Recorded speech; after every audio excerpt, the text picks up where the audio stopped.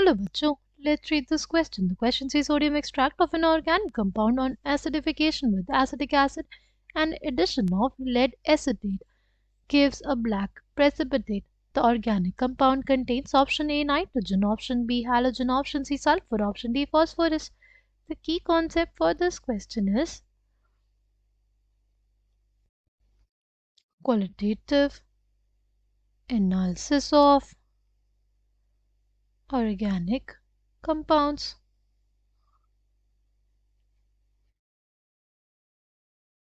अगर हम लोग बात करते हैं qualitative analysis of organic compounds की, तो बेसिकली क्या होता है उसमें? सी, हमारे पास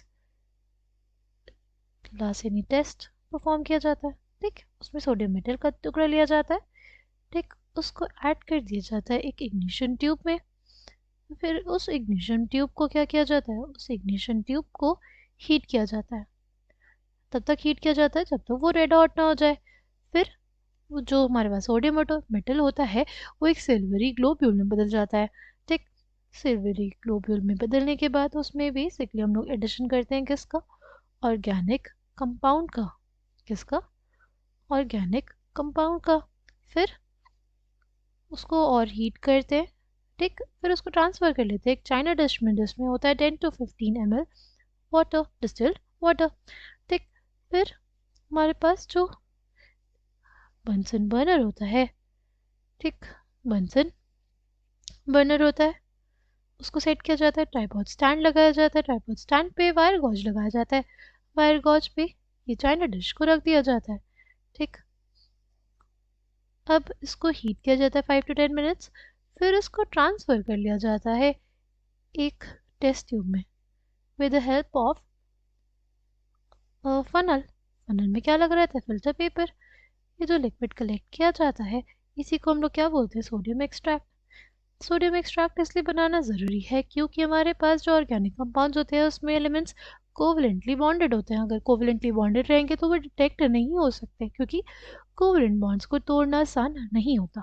इसलिए सोडियम एक्सट्रैक्ट बना के हम लोग उसको कन्वर्ट करते हैं आयनिक फॉर्म में। आयनिक फॉर्म में रहेगा तो हम लोग कंपाउंड को ईजिली जो भी एलिमेंट होंगे उसमें देख सकते हैं, ठीक है। तो हमारे पास क्या है? हमारे पास जो सोडियम एक्सट्रैक्ट रहेगा उसमें हमारे पास क्या? Carbon nitrogen. कार्बन नाइट्रोजन हमें पास कहाँ से आएंगे? ऑर्गेनिक कंपाउंड से, ठीक। क्या बन जाएगा हमारे पास? हमारे पास बन जाएगा NaCN, ठीक। फिर आ जाएगा हमारे पास सल्फर। सल्फर भी ऑर्गेनिक कंपाउंड में प्रेजेंट रहता है, राइट। सोडियम एक्सट्रैक्ट के साथ वो बना देगा सोडियम सल्फाइड। हमारे पास है सोडियम, उसका रिएक्शन अगर हो जाए हैलोजन के साथ, राइट, तो क्या बन जाएगा? सोडियम हैलाइड, ठीक।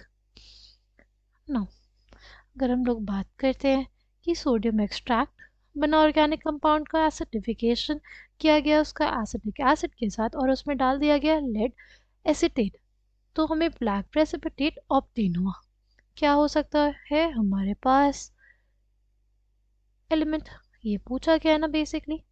सी, हमारे पास अगर Na2S होगा, राइट, उसमें क्या प्रेजेंट होता है? उसमें प्रेजेंट होता है सल्फाइड आयन।